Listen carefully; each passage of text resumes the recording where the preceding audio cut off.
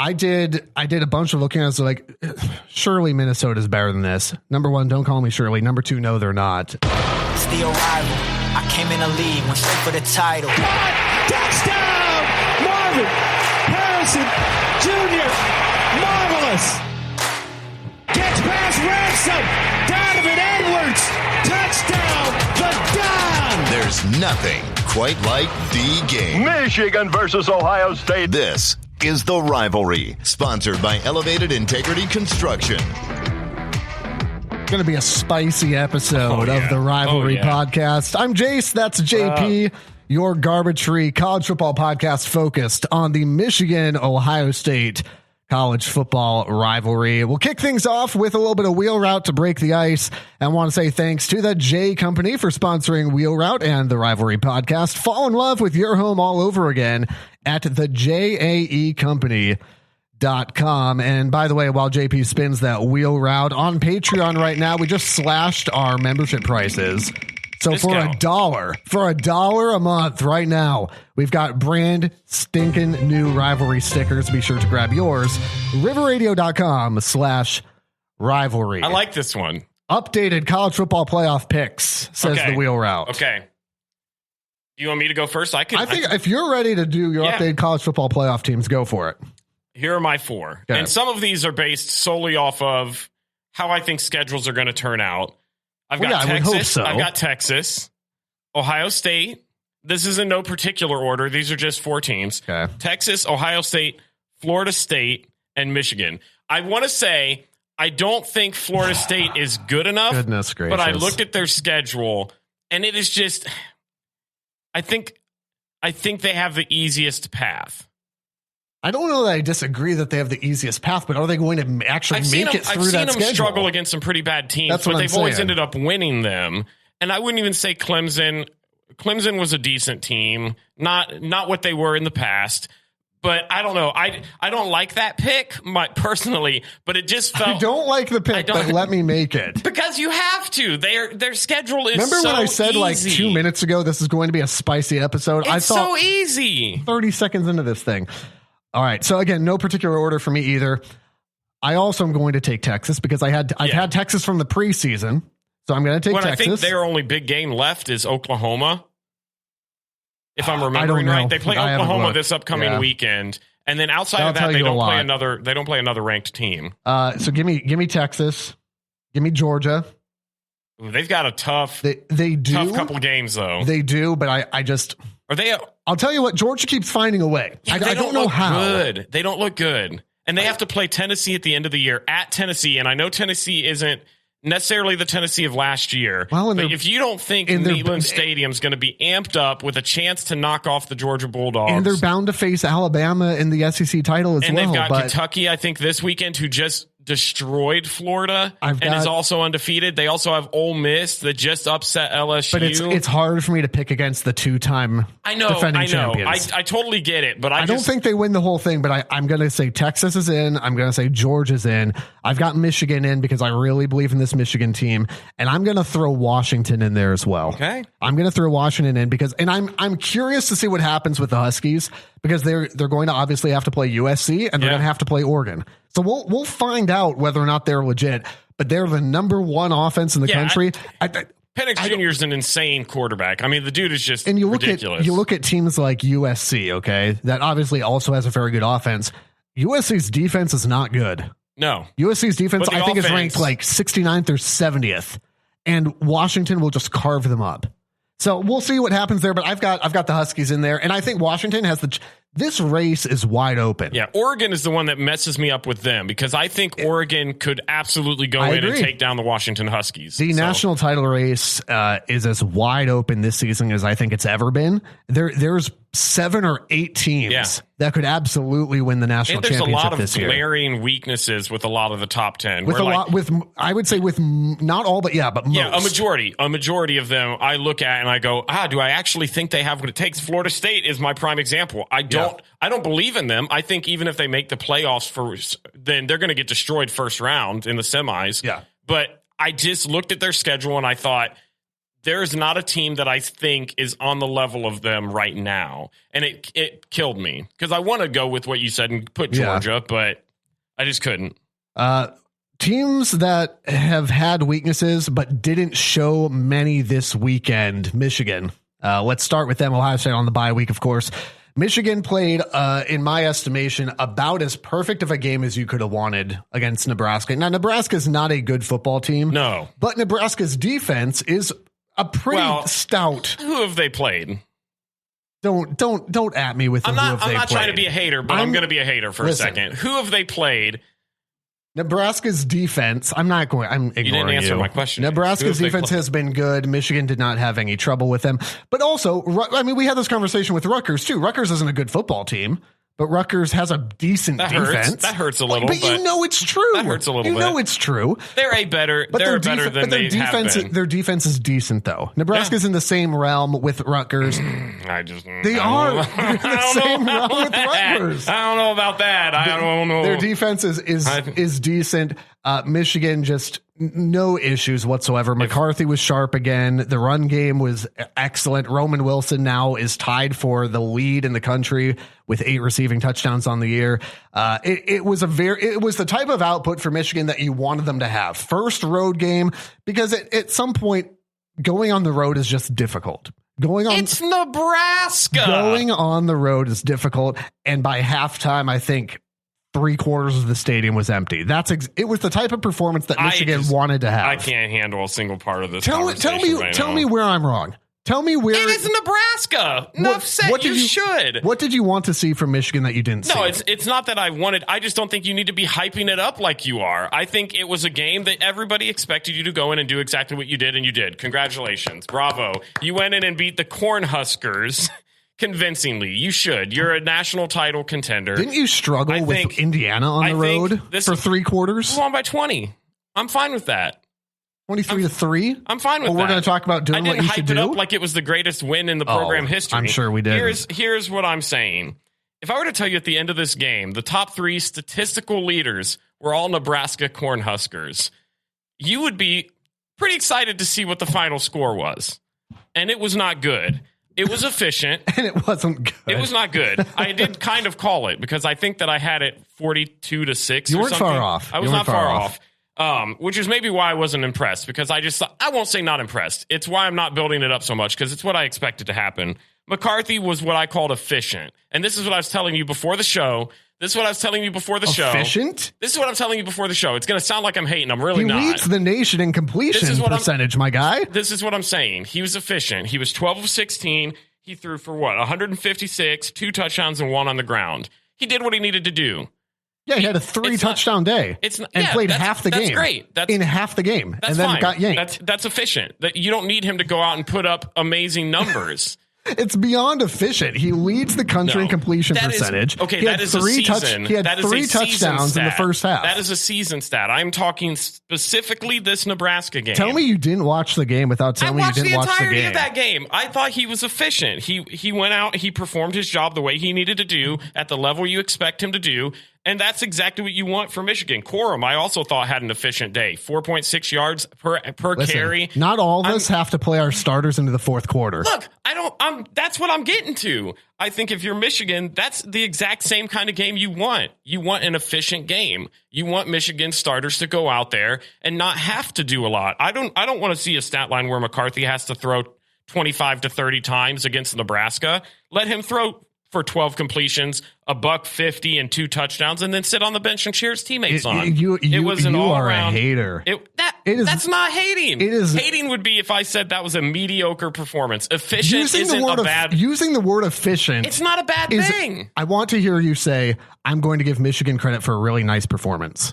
I will never say that. Okay, see, and that's exactly my point. I will never say. I feel like I'm giving them credit. I feel like if this was an Ohio State game and they went out and McCord did this, I would say, yeah, it was efficient. It's exactly what I expected the Buckeyes to do. I expected Michigan to go away to Nebraska and absolutely throttle them into the ground, and that's what they did. And I don't want to see your starters have to play. If I'm a Michigan fan, I don't want to have to see my starters play because I want to be able to sit back and take a pregame nap or a halftime nap. Run me over with a corn tractor. What do they call those? A combine? That's a thing, right? I don't know. I don't know. Your team was just in Nebraska. Ask them.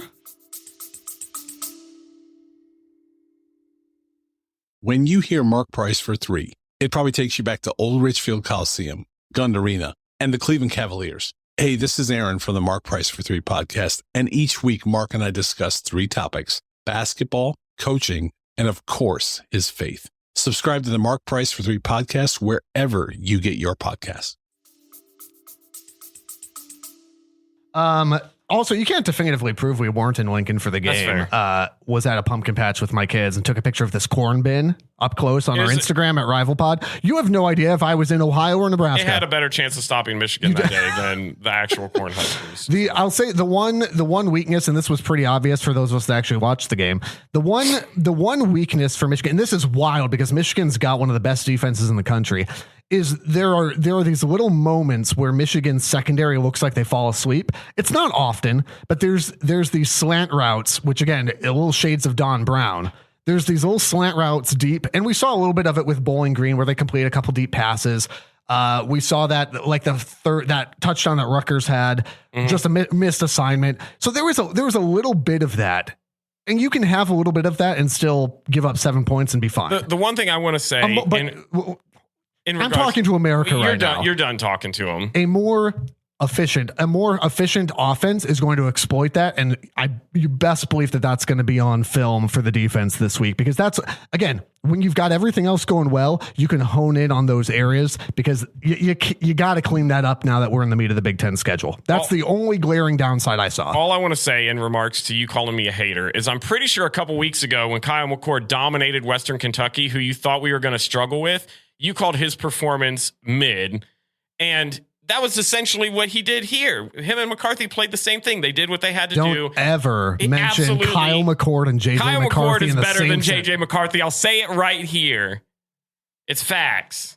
Listen, I'm not even going to entertain now that. I'm just riled up. Let's get it going. Now you are way off base. Speaking about Kyle McCord, they've got a huge game coming up this weekend. Can we talk? I'm sorry. Can we finish talking about Michigan and Minnesota? I have been done for 10 minutes talking about that trash. Okay. Let's talk before we transition, if that's okay with you, friend. Let's talk about Minnesota, which is just Nebraska, but cold and worse. Very bad. I mean, Minnesota is not good. Minnesota did beat Nebraska, but trailed Nebraska. The same team Michigan just beat 45-7 or whatever it was.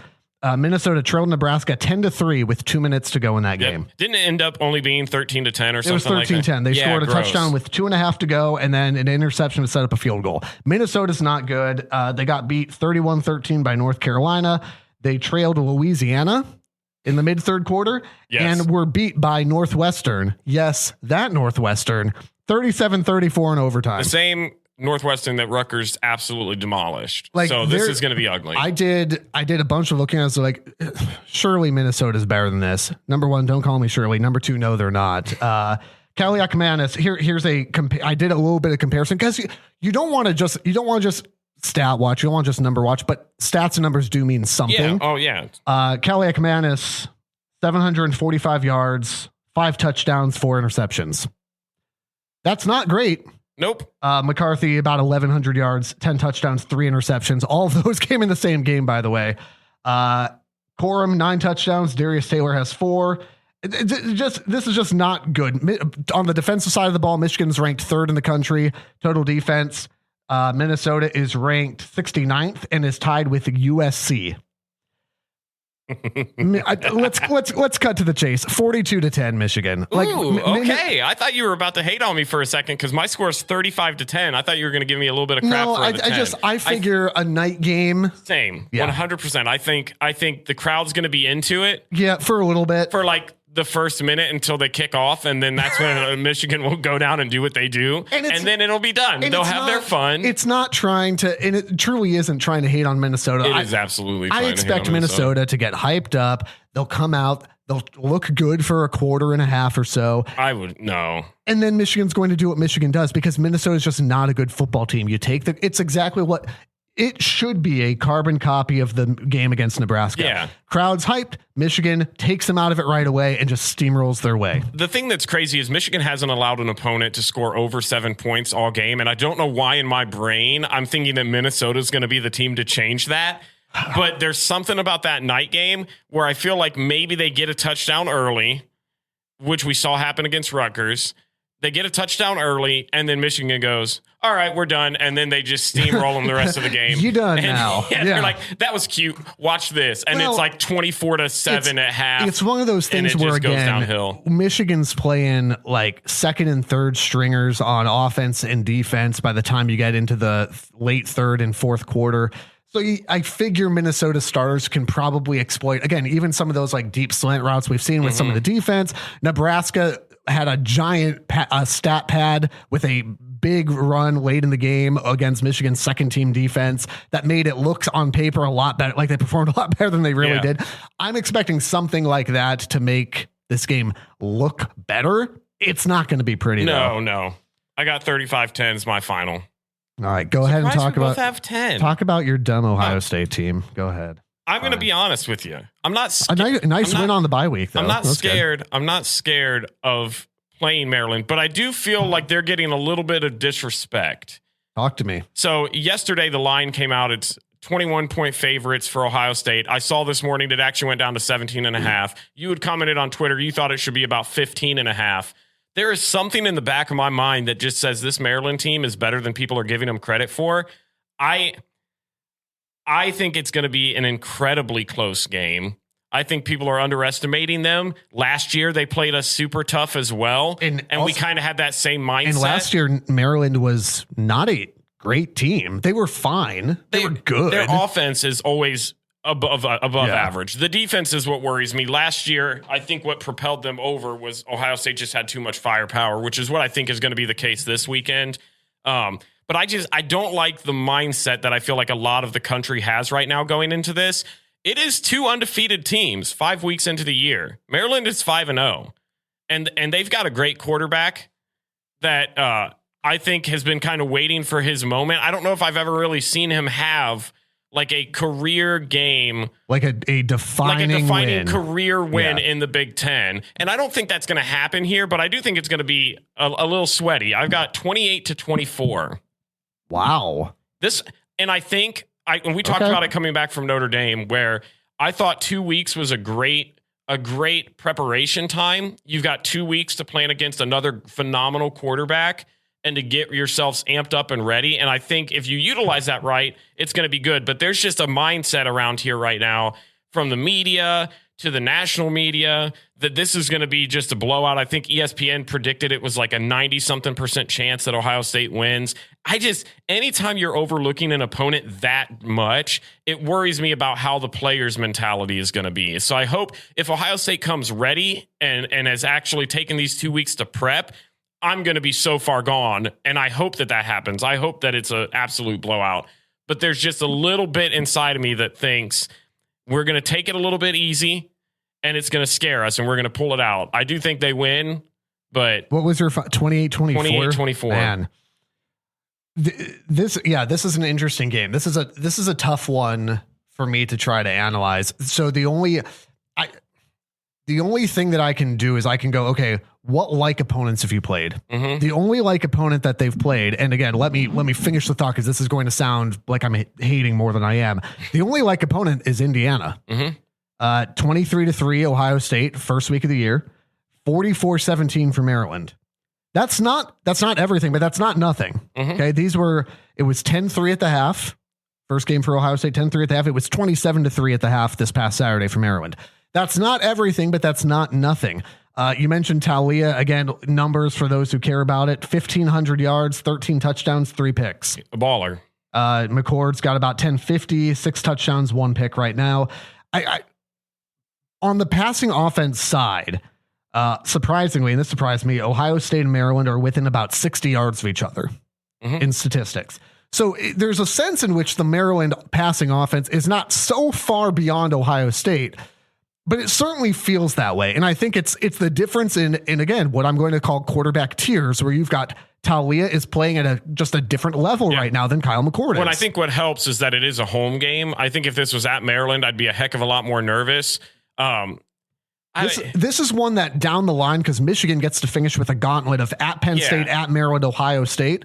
I've got that. Everyone's got Ohio State obviously circled, Penn State circled. I've got a big red Sharpie around that Maryland game. You have what? Penn State, then Maryland, then OSU. Right in between finale. those. Yeah, regardless of what happens at Penn State, whether you win or lose, in one sense, it doesn't matter. Realistically, Maryland's going to be an 8-9 win team. That's still at least tough. That's still a tough team to face. I think the thing that is going to be interesting this game is watching Kyle McCord again. And I don't want to continually sound like a doubter, because that's a huge piece of whether or not you have success. Yeah, I don't doubt the leadership, but I think you've got to find a way, and we've said it all season, you've got to find a way to get the running game going so that he can open up the passing game, so you can find guys like Marvin Harrison. I think after Marvin went down at Notre Dame with that ankle injury, giving him 2 weeks to kind of get that thing settled straight before a game like this is huge. So I'm very curious to see what that's going to end up looking like. I don't think Maryland's defense has what it takes to continue to stick with them. I do think Maryland's going to score points, though, and that's going to make against a really good Ohio State defense. Well, and I think that's going to be the big thing right there is, what does Ohio State's defense look like? Because I'll give them credit, because again, as biased as we can both be, I think at the heart of it, we're both pretty logical. Yeah. I think we try to come back to, we're on extremes, but we come back to center. Okay. Yeah. Ohio State's defense has proven their legitimacy so far. Okay. I thought Western Kentucky would have more success. Ohio State shut them down. I thought Notre Dame would have more success. They shut them down. Now, I don't think the offense played particularly well against Notre Dame, but that was a good defense. But Maryland's defense is not at that same level. They just aren't. So what you may end up with, and this is getting to my prediction, is I think you may have a butt ton of points scored in this game. Oh yeah. But I agree. I think obviously my hope as a Michigan fan is that Talia just lights it up, and I go, as you should. Well, let's see what happens here. But then you also poop your pants when you think about having to face that later on down the road. So there's a difference though. In Michigan, the MGO blog talks about this all the time. There's a difference between September Maryland and November Maryland. That's fair. Maryland every year looks really good in September, and by November, it's like the hollowed out shell of a turtle. Yeah. It's Kevin from The Office. I ran over a turtle in the parking lot. 100%. 38-21 Ohio State. I would love that. I do think, because I think it does stay close, but I think you get to the, I think you're looking at 31-21 in the fourth quarter sort of thing, where it's, man, we got to get a stop here. Man, we got to drive and score. I just think Ohio State has enough talent to get that done. The one thing that I think, to push it so that depending on where the line ends up, to push it to that, they might cover if the line keeps dropping. I think the one thing that I keep getting a little bit more confidence in is the pass rush for OSU. Now, I know I've seen stuff all over the place. Some people are just so obsessed with sacks. If you're not on the D line getting sacks, then you're irrelevant. That is just awful. That is an awful take. Jack Sawyer and JT Tuimoloau have been getting to the quarterback. They haven't been getting a ton of sacks, but they've been applying pressure. And I am curious how Tagovailoa, however you pronounce it. You got it. I tried. You said Tuimoloau and Tagovailoa in the same sentence. Check me out. I'm proud of you for not abbreviating today. The hours in front of the mirror really paid off. I can tell you've been watching film. Yeah, don't ask Laura. It's really weird. But I think them being able to apply some pressure in the backfield and maybe forcing some early throws, some untimely throws, I don't know. There's just something. I just don't love the disrespect I feel like the Turtles are getting. So it makes me a little nervy. And you've got to believe, like, as much as Ohio State is going to want to come into this game, and Michigan for that matter too, coming in against Minnesota, because the lines are pretty similar actually, which again should tell you both how bad Minnesota is and also the disrespect for Maryland. Yeah. As much as Ohio State's going to come in and say we're focused, I'm with you. Because I think while they may say, well, that doesn't, the hype doesn't affect me, the line doesn't affect me, it does affect Maryland, because you better believe that Maryland's looking at that going, nobody believes in us. Oh, it's bulletin board material. They remain unranked. Yeah, if They're the coach, first team receiving votes, but they are unranked at 5-0. 21. The line was set at least at 21, and I'm sure it'll drop by the time this episode's is out and produced and all that. Maryland's paying attention to that. And I think that one of the big keys, and you hit on it, is going to have to be discipline from Ohio State's defense. You're going to, and I agree with you. I think that's a great point, actually.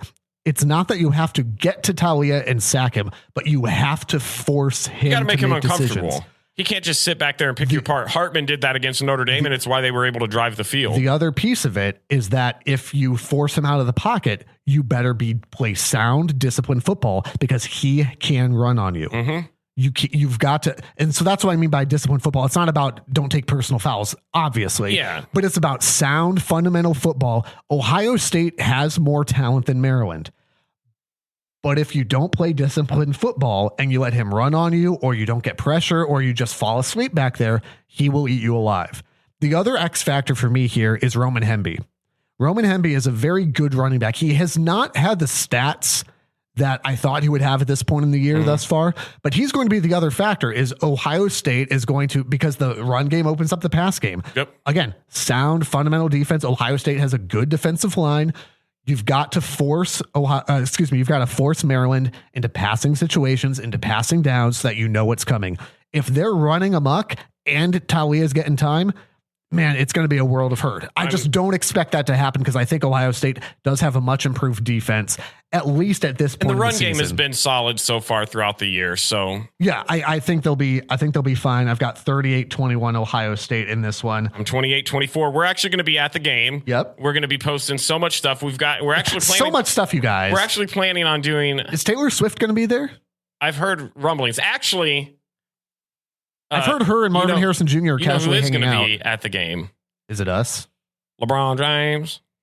Is he actually? LeBron James. His son Bryce is going to be going on an official visit this weekend for basketball. So NBA hasn't started yet. So maybe my guy LeBron James, we can get to rep a rivalry T-shirt. Is that the Space Jam guy? It is Space Jam 2. Get it right. Okay.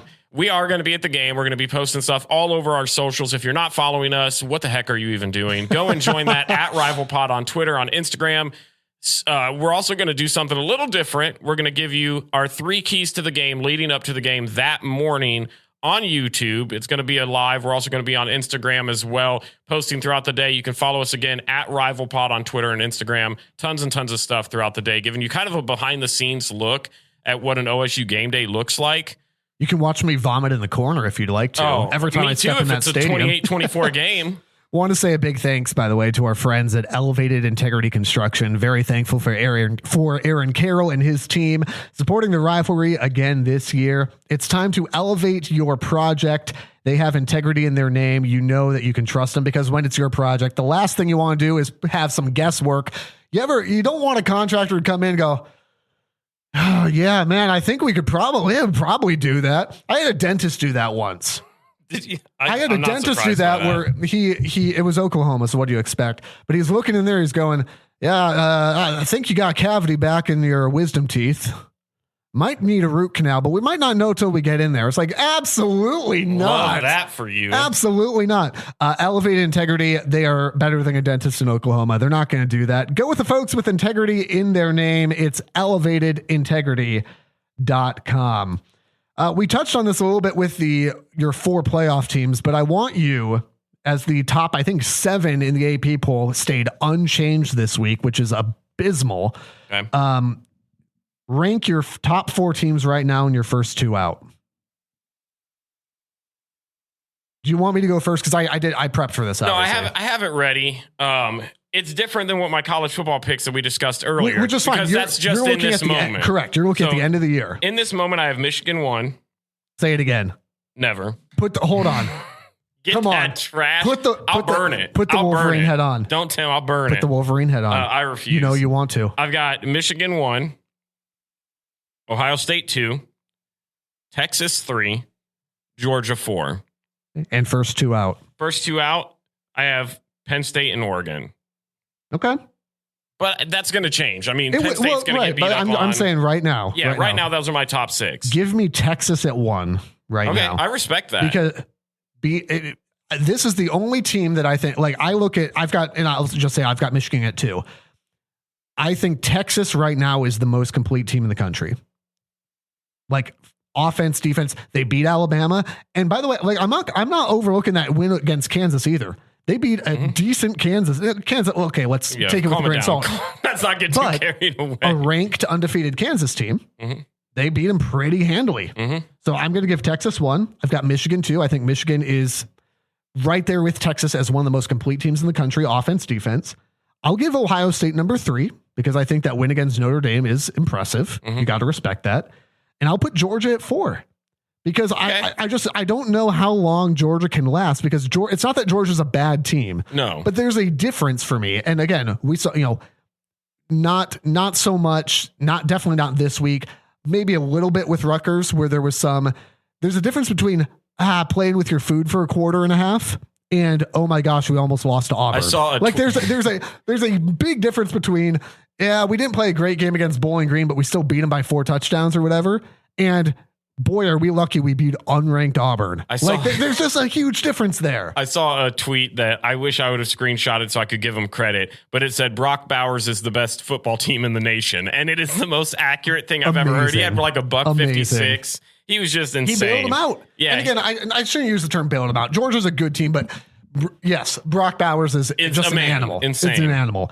And he's going to be a huge reason why they go however far they go this season.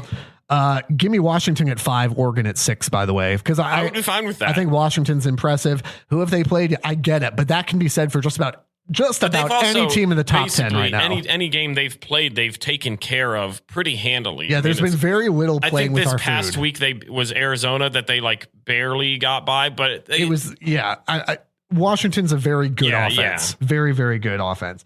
Let's move to Stupid Genius, which this is again brought to you by our friends at the J Company. Fall in love with your home all over again at thejcompany.com, the JAE Company.com. The scoreboard is still 22-0. Again, as a reminder, 5 points for picking your upset pick correctly, plus whatever the spread is that they've overcome. It's 22-0.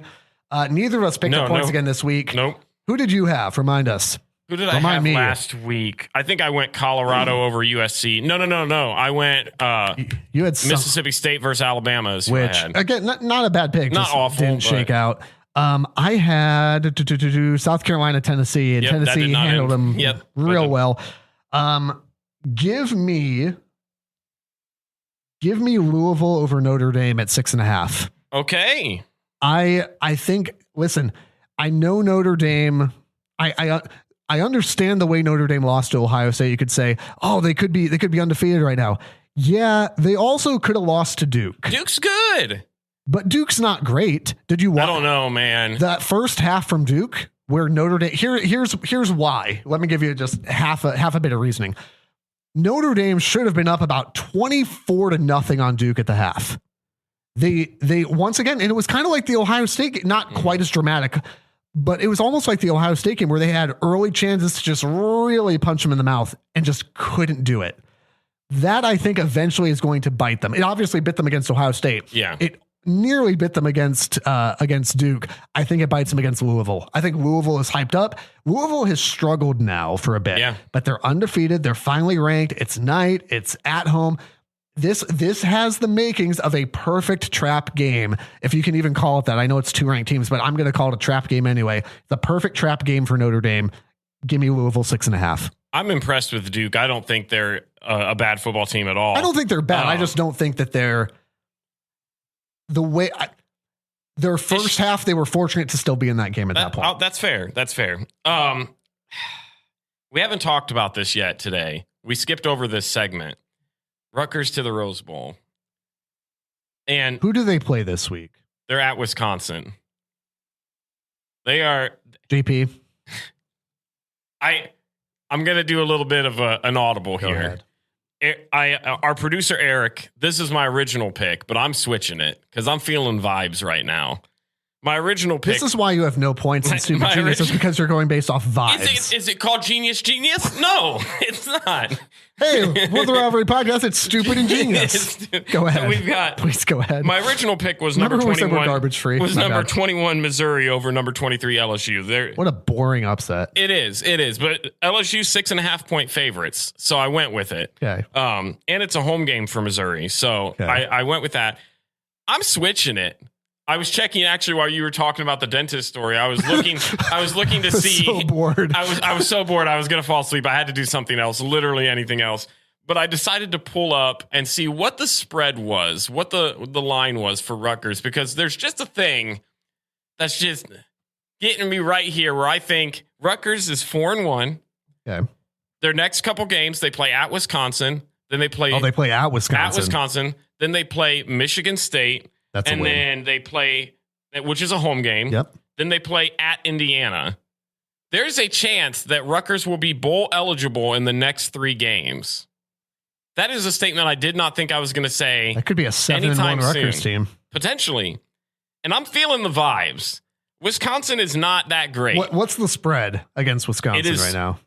14, I believe, is what I saw. But I was trying to look quick. It is currently Wisconsin is given a 77.7% chance to win, and the thing just went away. But yes, it was a 14 and a half. It was a 14-point spread.